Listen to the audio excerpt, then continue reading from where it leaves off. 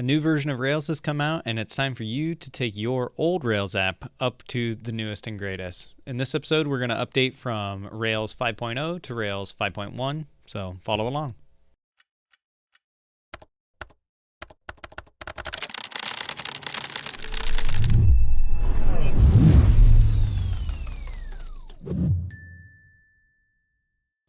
Rails 5.1 has been released, and our meal plan application that we've been using for a while now is still running on Rails 5.0.0.1, which is kind of a weird release, but we are in a position now where we can bring that up. And some of the reasons why we might want to do that are going to be because Rails 5.1 added quite a few new features to it. It added system tests, some better encryption for secrets, and then on the JavaScript side of things, it added quite a few new things. So if we scroll down and look around at the release notes for Rails 5.1, it added Yarn, which is kind of like Bundler for JavaScript packages using NPM. And then it also added Webpack. So you can use some more front-end centric tools for doing your JavaScript side of things. So if you want to work with something that has more of a fat client side of things, or a big JavaScript portion using something like React or Ember, then you can use Webpack for that. So these are two features that are pretty big, and we might want to use them in the future. So we're going to bring our Rails application up from 5.0 to 5.1 today. The upgrade process we're going to go through today is going to be pretty smooth, but it's going to require us to do a few different steps along the way. So the first thing that we're going to do in our application is we're going to take a look at our gem file. And like I said, we're still running on Rails 5.0.0.1. And what we want to do in the process of upgrading is we want to go to the highest patch version, which is this third number, and then we will bump our minor version, which is the 5.1 bit. So the first thing we're going to actually do is we're going to delete everything that's after that, and then we're going to save our gem file. The next thing we're going to do is we're going to do docker compose run --rm app bundle update. And the reason that I'm doing this is that one of the reasons for us doing everything inside of Docker for this particular application is kind of so that we don't have to have Rails installed locally, right?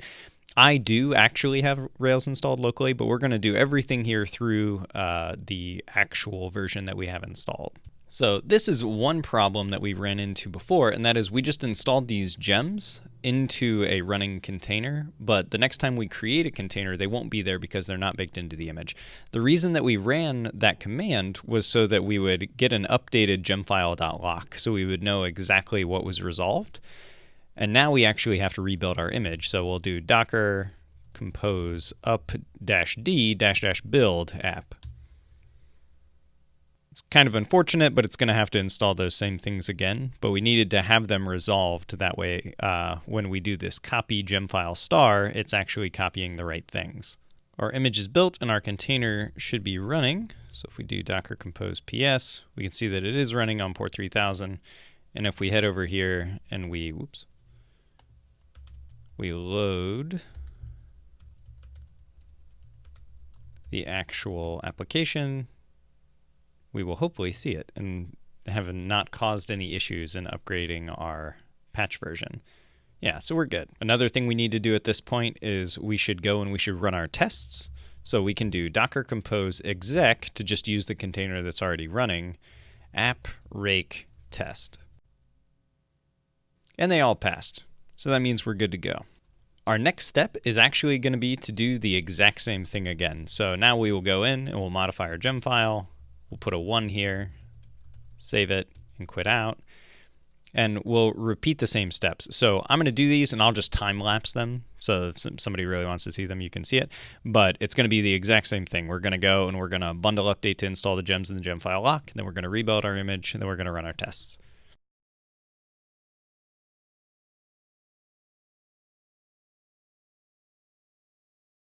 Okay, we've recreated everything. Let's run our tests. Docker compose exec app rake test again. Everything runs smoothly. And let's go and refresh. All right, so the site can't be reached. This is a little bit weird. Not really sure what that would be. So we'll make sure that we've actually mapped everything properly. So do docker compose ps. And you can see that we have 3000 going to 3000, so that should be okay. So our next step would be to actually just poke around in the container. So let's do docker compose exec bash. And from in here, one of the easy ways you can do this is you can do ps.aux to see the processes that are running, and Puma is our Rails process. So Puma is running, but it's for some reason running on port 9292. And I don't actually know where that's coming from. Yeah, so 9292 is not anywhere in our application. And if we look at port, we didn't set the port, which means we should be using our default. And the default of 9292 doesn't come from anywhere. So I'm going to guess that this is a bug in Puma 3.8.2, but one thing we can try right now is to see if we can set the port and be good to go. So we will go change our .env file that ships with this application, and we'll just add another variable here. So port, set that to 3000, and now we can do docker compose stop and docker compose upd.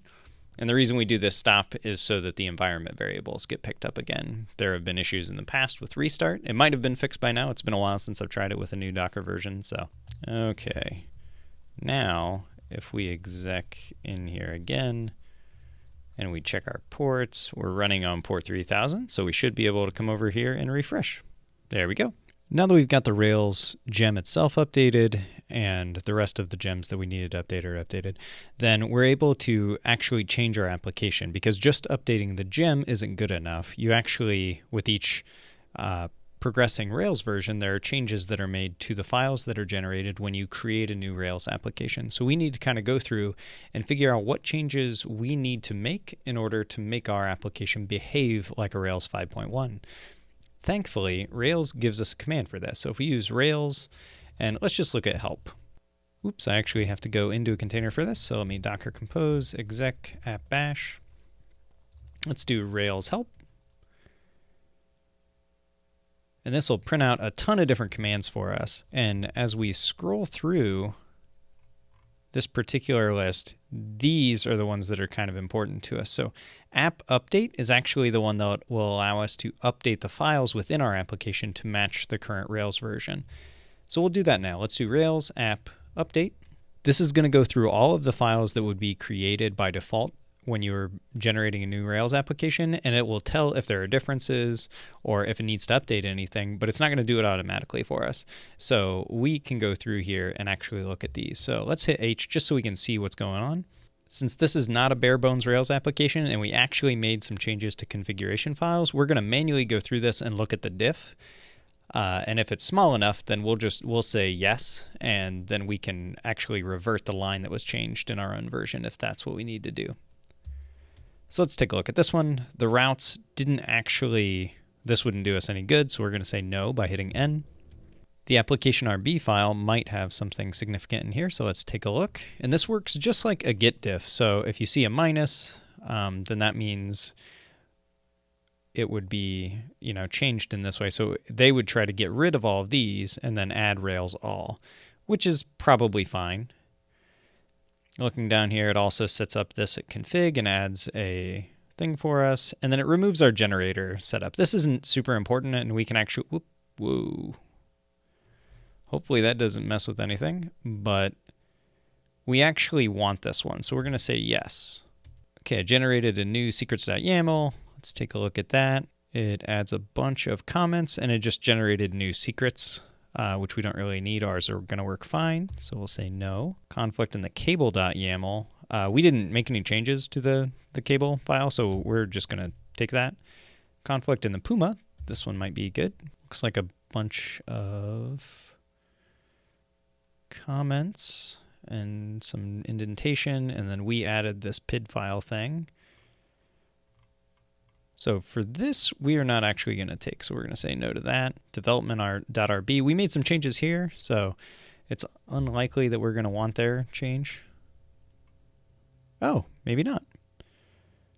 Looks like, yeah, this change would be A-okay. So let's take that. In production, it changed this, but that's in a comment, so it's not a big deal for us, but it would mess with some things up here.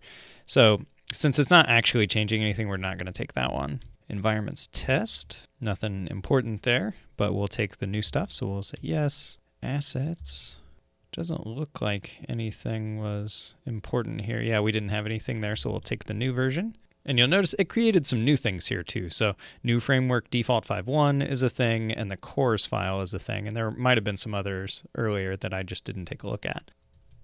We actually added a custom date format to this, so we would always print dates in the right way. So we're not going to be taking this one. Bin setup is going to add some new stuff for us, so we're going to take that too. Not actually sure why there's a conflict if I didn't make a change. But we'll take that. And there we go. It finished actually going through this. So the next thing we can run is bin update. So bin/update. And now we're going to exit. Whoops. It restarted the application, so it killed the process for us. If we do a git diff, we'll see what we change. So these are changes that we made. This is all gem file lock changes. Bin setup changed. This was one we wanted to modify. We want to put our generator stuff back. So let's just copy this and do that right now. So that'll be in config application. We just want to paste this. Oops. Then make sure all of this is indented properly. Okay, so that puts us in a good spot. Let's take a look at our diff again. Kind of fly through these gem changes. Yeah, nothing big. This channel stuff we don't really care about. Bunch of comments added. It looks like it did change our DB schema a little bit just to match the new 5.1 shape. Apparently they stopped adding additional spaces to line up all these fields, which is kind of nice. I actually really hated that because this isn't how like my editor default, indents things. So it's kind of irritating to me. Okay, and that's about it. So not a ton of changes here. Let's take a look at what's in bin yarn though, because yarn is a new package manager that works for the JavaScript ecosystem, and I encourage you to check out these additions in the release docs. But okay, so this is just a way to get at using yarn, wrapping it in a separate script, so that's fine.